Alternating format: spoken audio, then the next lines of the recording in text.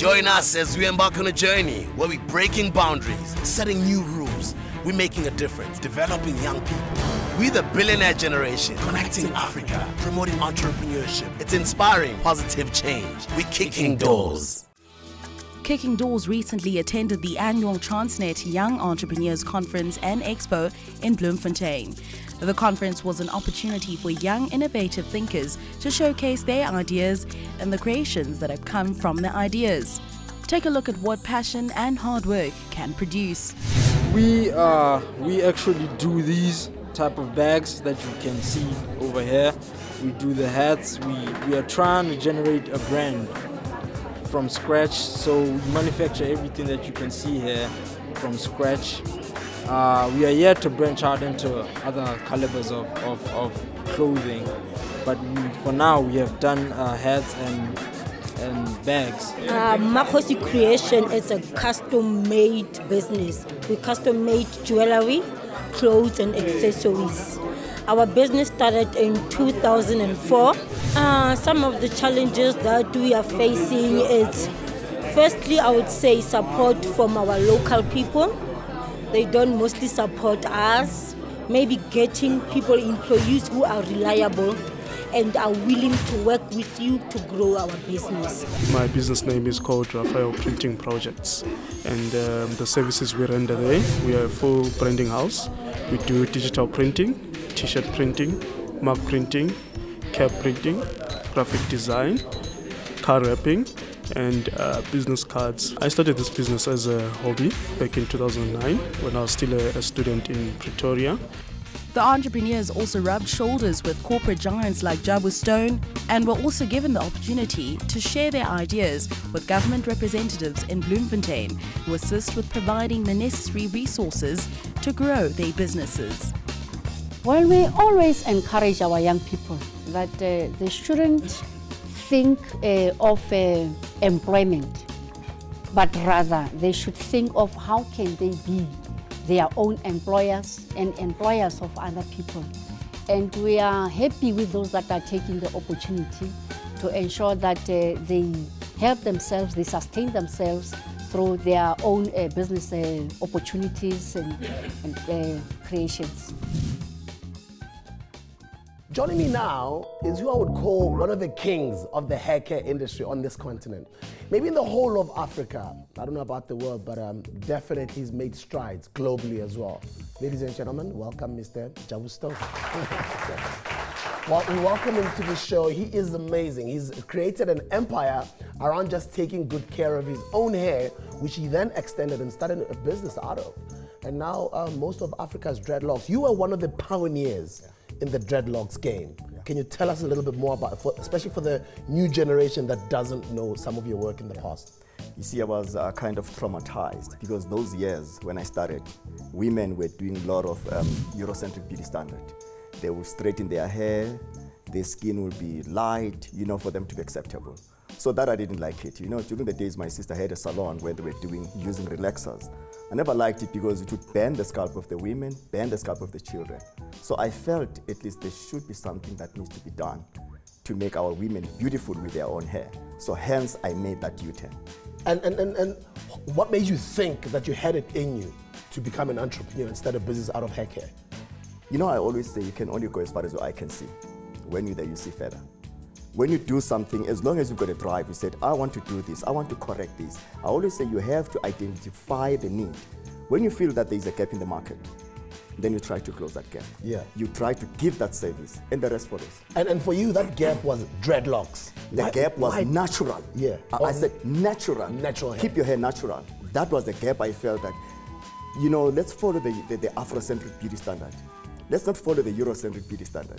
Because there was a myth there that, you know, for you find a lot of women, they would bend their faces because of those things they were using. And the scalpers would find out they go to the doctor, the scalp is damaged because of caustic soda, because relaxer is caustic soda. Caustic soda is a drain cleaner. Now I felt that, no, there should be something, but who should do that if we don't do it ourselves to correct for our women? How did you start your business? I can imagine how difficult it was then. It was tough, must be honest. It was rough because even then, when I would approach the banks and tell them what is that I want to do, and they'll ask me, why why not do body lotion rather?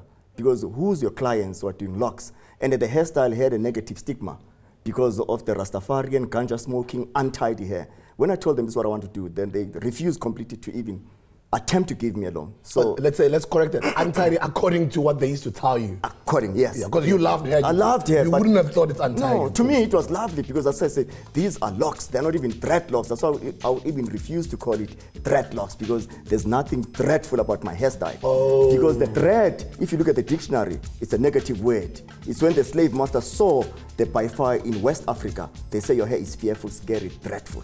What made Jabu Stone take off? Because there was a time you just took off.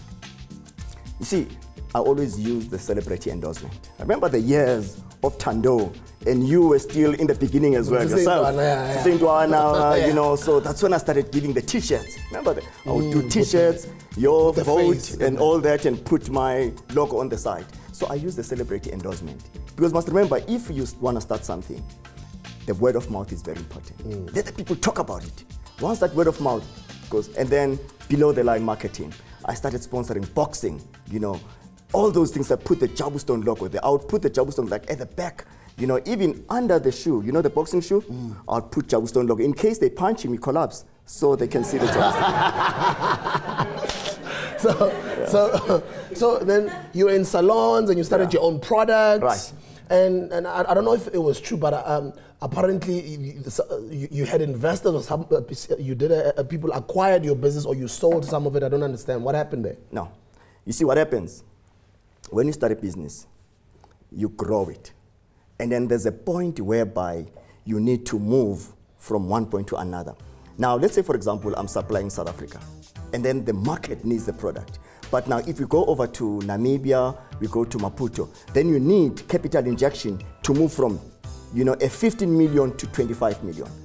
Now, once you add that, you need more cars, more manufacturing. That's where now you need to have somebody's going to work with you, an injection, capital injection. To grow the business. Exactly. So that was, I was at that point to move from that 20 million to 30 million mark. So that's where I had to get people to invest on that. If you do something that you're passionate about, there's no effort. You do what you love, you know. So that's where I'm trying to show them that you can do what you love. Forget the money. Do what you love, the money will follow you. Yes. So I do those projects most of the time. Yeah. The government right now has got a 100 black industrialists program. Right. And you're in manufacturing, I'm in manufacturing. Right. What word would you say to potential manufacturers here or black industrialists? I want them to start manufacturing yesterday. They must start manufacturing, and I always say, you know, if they want to manufacture, they must identify what is that they want to manufacture. They must come up with a design and a container and which market they want to penetrate. What's going to be inside, they must forget that. Leave that to me. I will get it for you. Because you don't have to be a chemist to manufacture hair products or skincare or anything. As long as you've got an idea you want to get into that market, there are chemists out there. You can contract package your product, but just have that vision. I remember, you know, we went with a delegation, you know, the outward mission with the DTI. I went to Ghana, you know, we're all sitting there, you know, 1999, sitting there, you know, putting our products, and these traders, they came, you know, to talk. And when I was busy telling them, oh, this product is for locks and what, I said, young men, please don't waste our time. I was like 10, like they couldn't even want to listen to me. That was 1999. When I went back to Ghana in 2005, I was signing autographs. Everybody wanted the product. So you see, that passion and be patient and keep knocking that door and keep that door as well. As you say, you keep that door and it will open end of the day. Eventually. Eventually it will open. And once that door opens, and then you don't look back. So you advise a lot of us here with dreams, and some of us who have started our business already, some of us who are pushing such projects. Keep going. To keep going. Keep going, don't stop. There will be obstacles there, you know. There will be the turbulences there. But you know what? You know what you want. Just keep going. You know, come up with strategies, study that market. Because when you talk hair, I mean, you know, I understand the history of hair, you know. So that is why if you're going to talk more fire, understand the history of energy drink. Why must you drink? What's going to do to you? So when you talk to me, I must be convinced that this product is going to work for me. That's all. The future for Jabu Stone? Yeah, now we're looking at expanding. We're going to go to, you know, skincare, you know, body lotion and other things, you know, home care. But what I would love to see, I would love to invite young people to work with me. I'd like to introduce you to a young lady who's running her own haircare, natural haircare products. Right. And her name is Ntombi. She runs a brand called Afro Botanics. Are those that type of young people you'd like to help? Those are the people I want, because once they manufacture, they want an entry. They want to list their product with the pick and pays, with click stuff. They don't know. One lady said to me, "Hey, Mr. Stone, I've got my product is already in ShopRite." I said, "Okay, you're excited?" Say, "Yes, 10. Now they want to list more." I said, "Wait, are they pulling the stock from the shelf?" That's very important, because if they don't, they want to delist you. So those are the things that we need to teach them. And if they want to open the doors, I am there to assist. Is there a website that they can get you, or an info email address? No, info@jabustone.co.za. Okay, info@jabustone.co.za. It's interesting that all these people's stories are different, but the path to success is similar. It's never what you think it is. It's got its highs, it's got its lows, and they're all sharing different stories. And we are all inspired as aspiring entrepreneurs. We're hoping you guys are learning from the show, and we're looking forward to having you guys every evening. See you again next week, Tuesday, 8:30 in the evening. We will be kicking doors, and we hope it doesn't only end with you guys watching our show, but we hope in your own personal space, your professional career, your business, if it doesn't come to you, stop whining and crying and complaining. Start kicking those doors. I want to say thank you very much to my lovely audience members.